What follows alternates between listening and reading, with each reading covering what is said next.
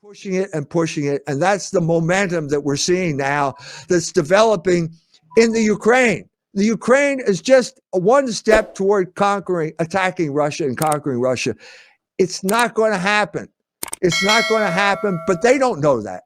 And this guy Miley is telling the Annapolis grads that they're going to be fighting this crazy war. Mm-hmm. Yeah. As a matter of fact, he says, and RT has reported, it says, top general warns of conflict between great powers. General Mark Miley, chair of the U.S. Joint Chiefs of Staff, named China and Russia as the global powers America is vying against. The likelihood of a military conflict between great powers is growing.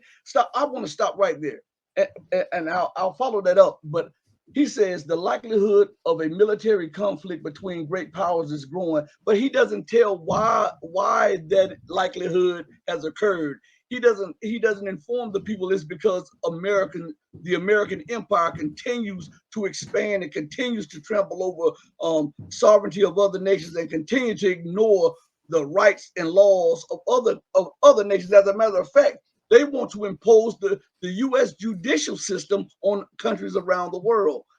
That is a way for conflict because everybody does not want to be brought up under the American system. Would you agree? Yeah, well, let's take a step back. Let's take a step back to 1990. The Russians were willing to go along. They were willing to go along with the United States because they thought the United States had a better system than communism. Do you realize how much goodwill the United States has destroyed in the last 32 years, 31 years since the fall of communism? It's enormous. Why did they do this? Why couldn't they just leave well enough alone?